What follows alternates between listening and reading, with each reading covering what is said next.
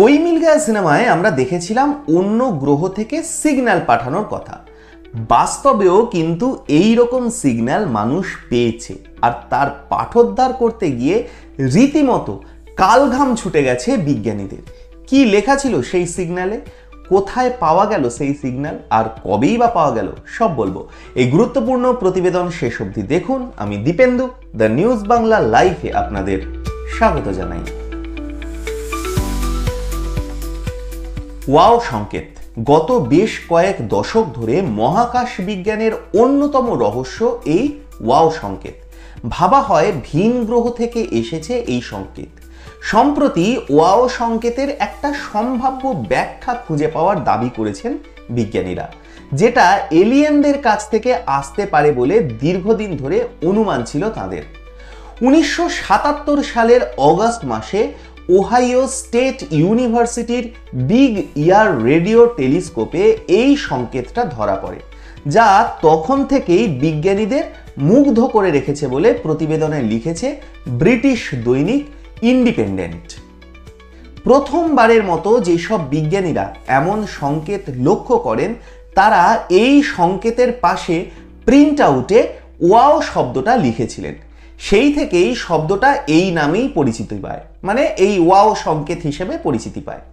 অনেক দীর্ঘ ও খুব জোরালো শব্দ হলেও এটা কেবল একটা নির্দিষ্ট ফ্রিকোয়েন্সিতেই ছিল। সেই সময়ে এর উৎসের তথ্য ঘেঁটে অনেকেই অনুমান করেছিলেন যে এলিয়েনরা সম্ভবত প্রযুক্তি ব্যবহার করে তৈরি করা এই শব্দটা কোনো উদ্দেশ্য নিয়েই পৃথিবীতে পাঠিয়েছিল।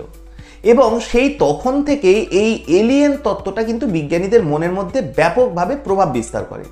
শব্দটা স্যাজিটেরিয়াস নক্ষত্রপুঞ্জ থেকে এসেছে এমন অনুমান থাকলেও এটা ঠিক কোথা থেকে এসেছে সেই বিষয়ে নিশ্চিত ছিলেন না বিজ্ঞানীরা। এরপর আর কখনো এমন কোনো শব্দ কিন্তু আসেনি। সেই সময় বিজ্ঞানীরা কেবল বুঝতে চেষ্টা করেছেন যে এটা কোনো মহাজাগতিক ইন্টেলিজেন্স বা বুদ্ধিমত্তার সংকেত হতে পারে কিনা। এখন ইউনিভার্সিটি অফ পুয়ের্তো রিকোর গবেষকরা বলছেন তারা এই সংকেতের নতুন ব্যাখ্যা খুঁজে পেয়েছেন। এটা কোনো এলিয়েনের কাছ থেকে আসা সংকেত নয়, বরং এটা বিস্ময়কর এক জ্যোতির্বিজ্ঞানীয় ঘটনা বলে দাবি করছেন সেই বিশ্ববিদ্যালয়ের গবেষকরা। এই রকমের আরও সংকেত শনাক্ত করেছেন গবেষকরা, তবে এর কোনোটাই প্রথম ওই ওয়াও সংকেতের মতো এত জোরালো নয় যতটা জোরালো ছিল এই ওয়াও সংকেত।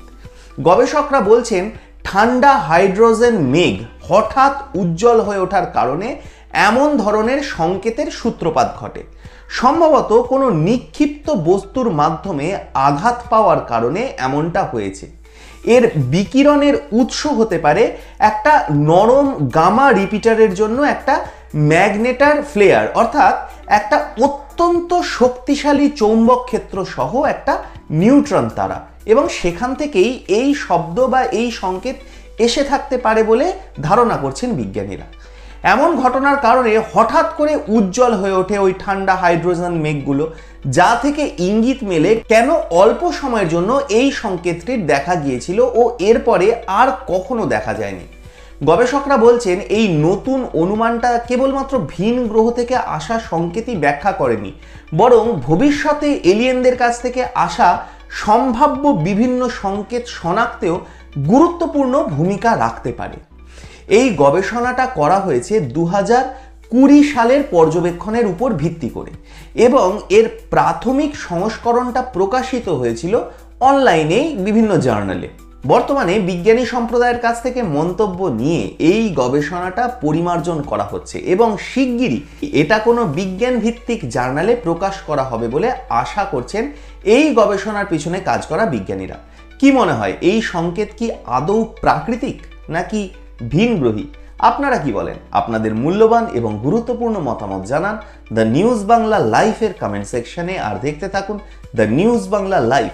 দুর্নীতি রাজনীতির বাইরে এই ধরনের সব খবর জানতে চোখ রাখুন কেবলমাত্র দ্য নিউজ বাংলা লাইভে।